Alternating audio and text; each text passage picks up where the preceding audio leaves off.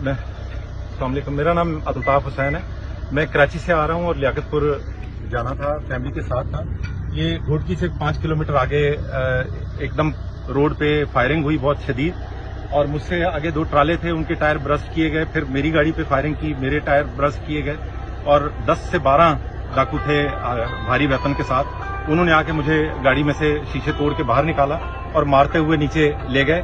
لیکن فینس تک پہنچنے سے پہلے ہی موٹر وے کی گاڑی کی لائٹس ان کو نظر آئی تو انہوں نے کہا یہ پولیس آ گئی، اور پھر بھی انہوں نے جلدی کوشش کی مجھے فینس پار کرانے کی.